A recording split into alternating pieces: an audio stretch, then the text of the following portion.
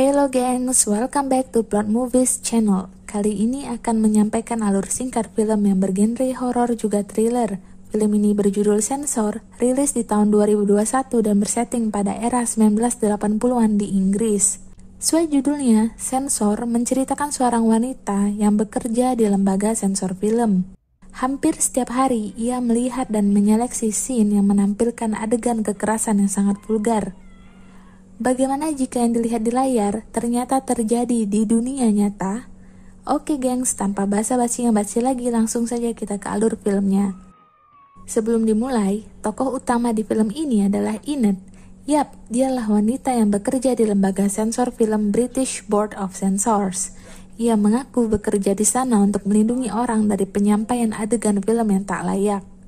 Perlu diketahui bahwa di era itu, pemerintah melakukan pemeriksaan yang sangat ketat pada film-film yang masuk ke Inggris karena kejahatan semakin meningkat.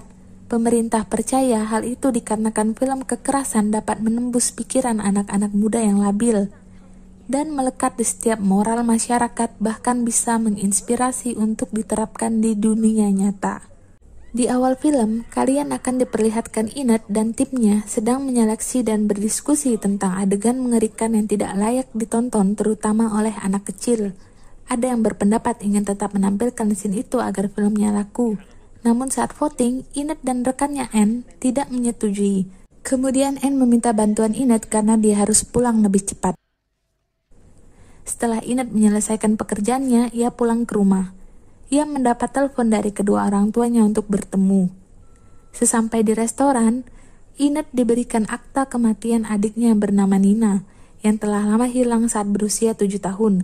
Orang tuanya ingin mengikhlaskan Nina karena tidak pernah berhasil ditemukan sampai saat ini. Enid yang tidak mengingat kejadian yang menimpa adiknya Nina akhirnya menyetujui. Esoknya Enid dan Anne membedah film yang berjudul Extreme Coda. Tak lama setelah menyunting film itu, ia dan rekannya dipanggil atasannya. Kemudian Enid mendapat info telah terjadi pembunuhan di dunia nyata dengan cara yang mirip dengan adegan film yang Enid dan rekannya periksa. Mereka menerima teguran keras dari majalah, tabloid, dan publik akibat kesalahan penyuntingan. Namun anehnya, pembunuh itu mengklaim bahwa dia tidak ingat dengan apa yang telah dilakukannya sehingga dijuluki pembunuh amnesia. Meski diteror oleh media, ia berusaha fokus dengan pekerjaannya. Salah satu produser film horor bernama Doug tertarik dan berkenalan dengannya. Kemudian Enid dan rekannya membedah film yang berjudul Don't Go in the Church, disutradarai oleh Frederick North dan didistribusikan oleh Doug. Ia terkejut melihat adegan awal yang menampilkan dua gadis bermain di dekat kabin di hutan dan masuk ke dalamnya. Kemudian salah satu dari gadis itu tewas dibunuh. Akibat dari film itu membuat kenangan traumatis Enid kembali, yaitu ketika adiknya Nina hilang saat bermain dengannya di hutan. Ia seakan takut jika ialah yang telah melukai Nina, karena pembunuh amnesia juga tidak ingat tentang insiden yang dia lakukan. Di rumah ia menelpon ibunya dan mencoba menanyakan tentang kejadian adiknya yang hilang. Namun ia pun mengurungkan niatnya. Semenjak hari itu, ia mulai berilusi tentang adiknya yang hilang. Enid penasaran dengan film tersebut. Ia pun mulai mencari tahu film-film yang dibuat oleh Frederick North. Akhirnya ia menemukan film yang di dalamnya ada pemeran bernama Alice. Karena memiliki mata dan rambut yang mirip adiknya, Enid merasa yakin bahwa Alice adalah adiknya yang telah lama hilang. Ia pun terobsesi untuk menemukan Alice. Lalu Enid mengunjungi orang tuanya. Ia bercerita tentang ia menemukan Alice yang memiliki wajah yang mirip dengan Nina. Ayahnya menyuruh Enid untuk berhenti dan harus menerima kenyataan bahwa Nina sudah tiada. Enid kecewa mendengar itu, ia pun pulang. Malamnya ia bermimpi tentang Alice yang dikiranya Nina masuk ke dalam kabin. Di dalamnya terdapat seorang pria besar. Ia berimajinasi tentang adiknya yang sedang dalam bahaya. Merasa yakin dengan firasatnya, Enid pun mengunjungi alamat produser Doug. Enid mendapati bahwa Doug tinggal sendiri dan memiliki tempat yang sama dengan scene pelecehan di film Extreme Coda. Enid menanyakan tentang Alice.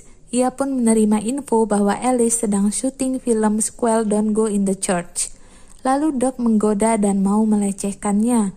Enid pun berusaha melawan dan mendorongnya hingga jatuh. Tewas. Dengan tertusuk patung nembus ke mulutnya. Lalu Enid meninggalkan tubuh Doc setelah menenangkan diri.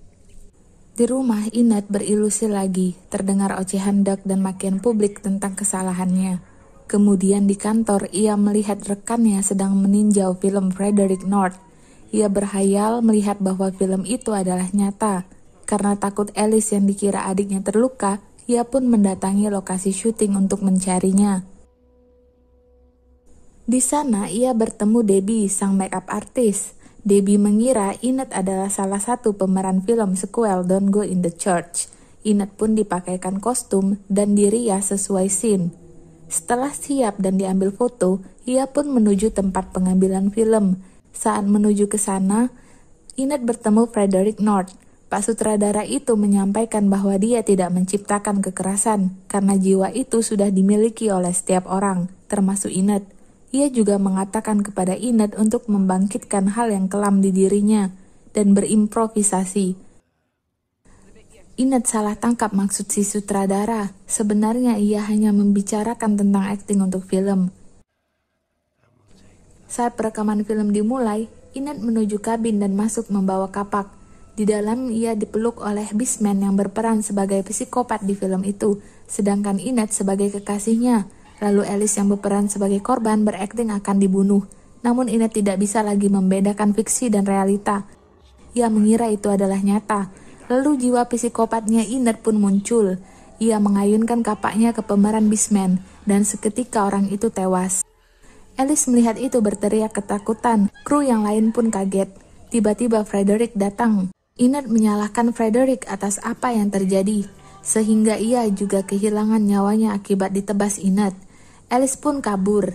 Enid mengejar dan mencoba membujuk Alice untuk pulang bersamanya.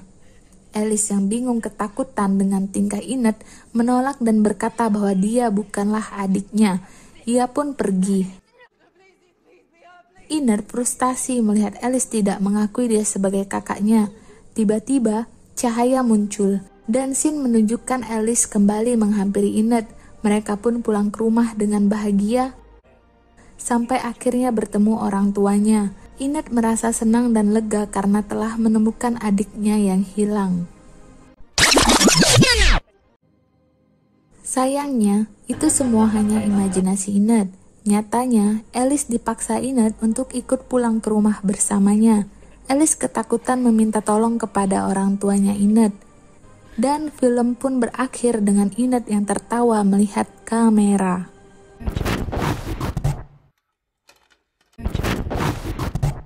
Cukup misteri dengan endingnya. Ternyata Enid adalah seorang psikopat tersembunyi. Kenapa? Kemungkinan Nina waktu kecil sudah mati karena dibunuh Enid, mengingat akta kematian yang orang tuanya keluarkan sesuai dengan tanggal hilangnya Nina. Sepertinya orang tuanya mengetahui sesuatu tetapi mereka diam. Mereka juga selalu berhati-hati saat berbicara dengan Enid. Dan kenapa Enid tidak mengingat kejadian itu? Karena seperti yang dikatakan Perkins rekannya, mungkin akibat trauma mendasar, menyebabkan otaknya bisa mengedit kejadian yang terjadi karena dirinya tidak bisa menerima kenyataan itu. Di sisi lain, Enid juga tidak merasa bersalah telah membunuh, malah merasa benar. Ia juga terlihat sering berilusi dan berhayal sesuai dengan pemikirannya. But I don't know, mungkin saja adiknya diculik atau disiksa di depan matanya. Jadinya dia trauma dan terobsesi untuk menyelamatkan sang adik. Oke gengs, intinya hati-hati bila menyaksikan film yang di dalamnya mengandung kekerasan dan vulgar, terutama bagi anak-anak di bawah umur. Bedakan fiksi dan realita. Yang tidak baik dan buruk di film jangan diterapkan di dunia nyata. Oke, thank you for watching. See you.